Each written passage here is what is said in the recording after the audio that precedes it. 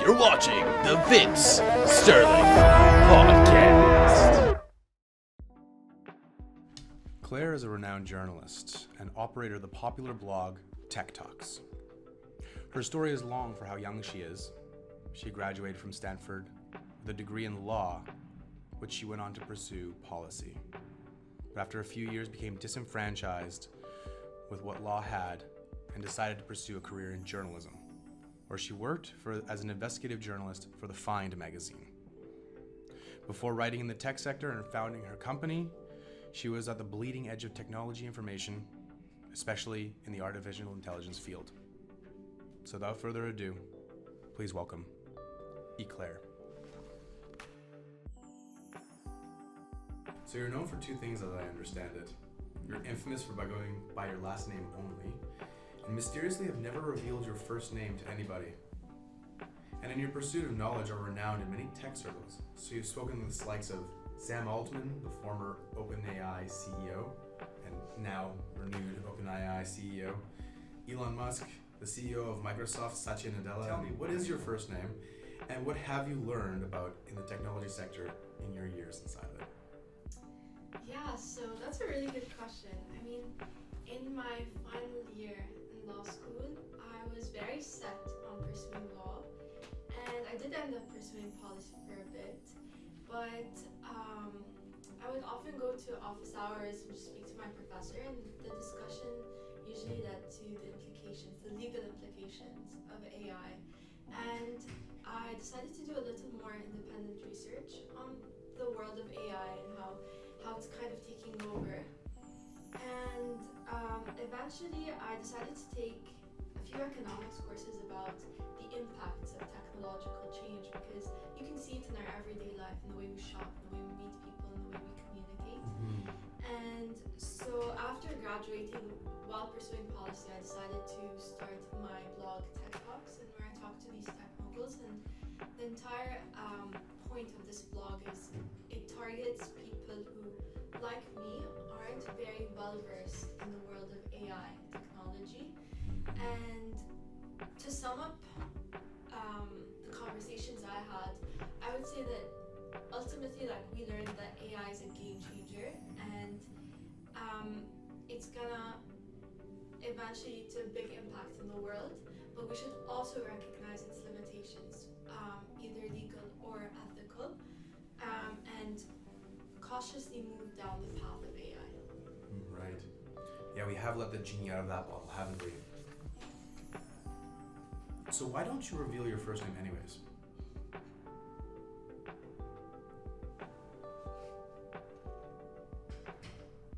Okay, so what sort of limitations are we talking about then?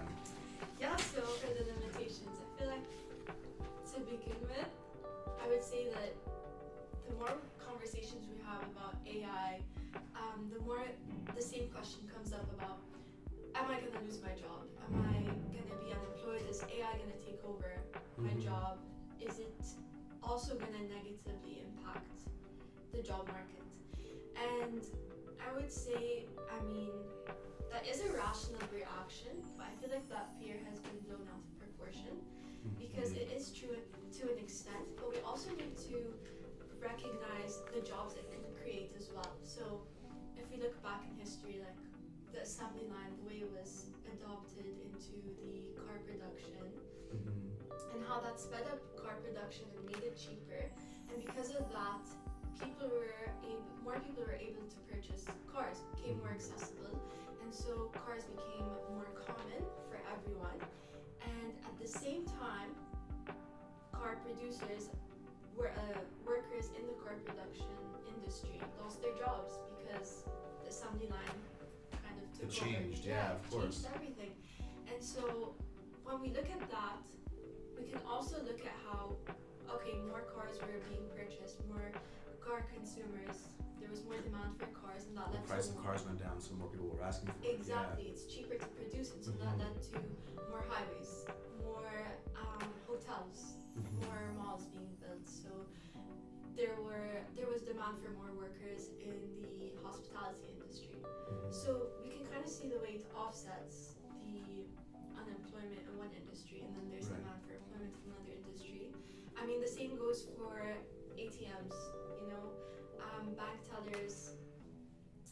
There was such high demand for jobs in banks, and then once ATMs were placed on every single street, you know, a lot of bank teller jobs were rendered obsolete. Like it was expected, but at the same time, there were ATMs on every street, and next to those ATMs were small bank branches. So more jobs, you know, more job placements.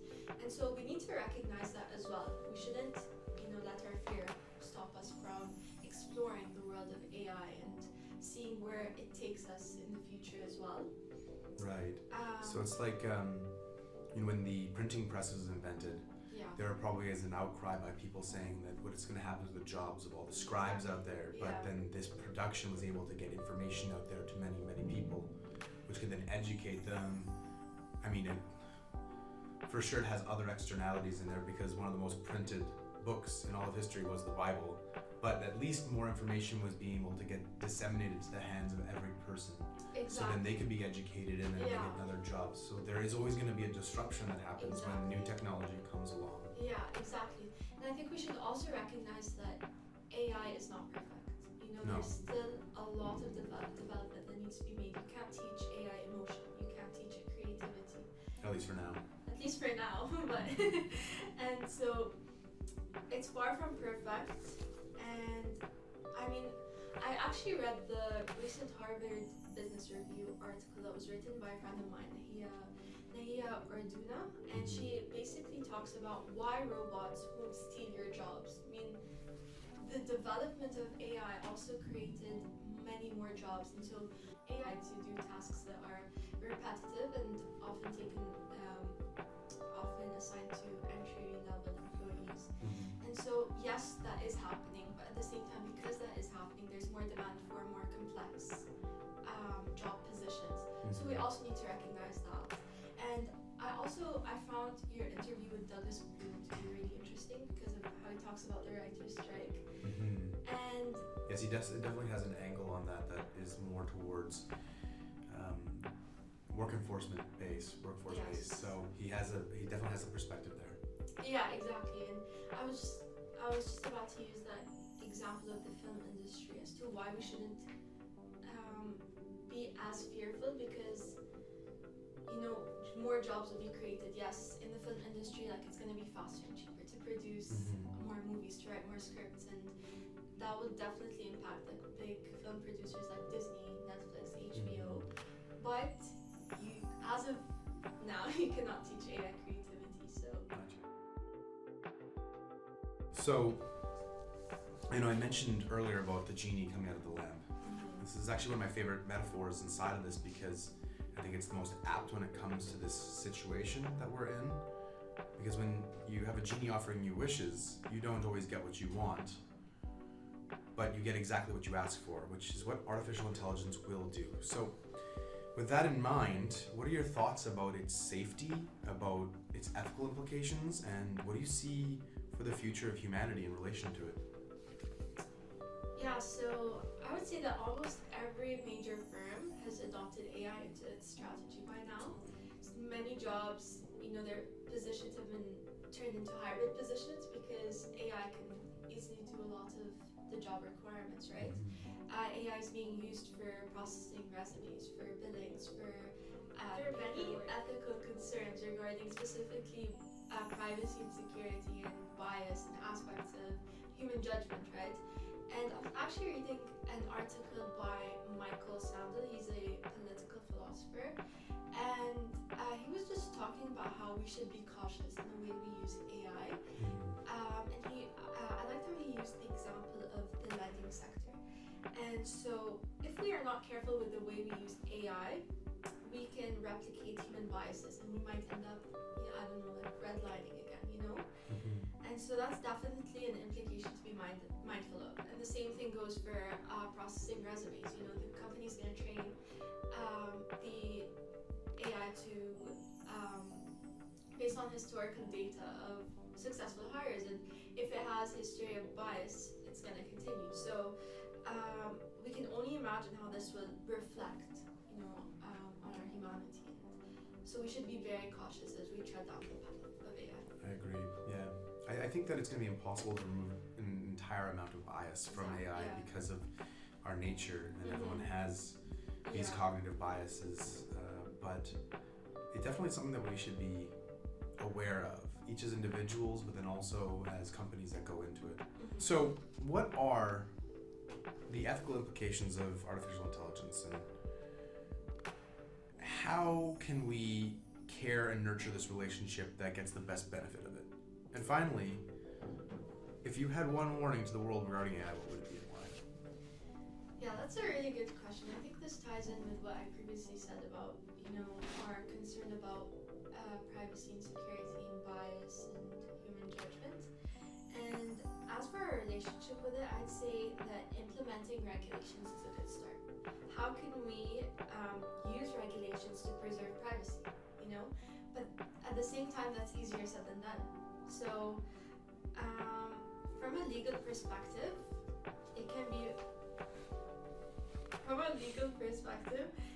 be very difficult to find a court that will constantly take on a digital case and, establish intent and so on. It's a very complex and multifaceted realm that's continuing to develop, and we should recognize that. As of now, Canada is one of the first countries to implement regulation. It's under the AIDA, so that's the Artificial Intelligence Data Act, and businesses will be held responsible under this act for the AI activities it controls. And for Canadians, what does that mean? So for Canadians, it means AI systems used in Canada will be safe to use and will be developed with Canadians' best interest in mind. And we also saw that with the EU. The EU AI Act says that AI systems can be used in different applications, are going to be analyzed and classified according to risk. And the different risk levels that they pose will mean more or less regulation. So we're kind of seeing how regulations being introduced, and regulation is coming, and over time it will continue to develop. But with that, keeping that in mind, I would say that my warning is, once again, cautiously tread down the path of AI.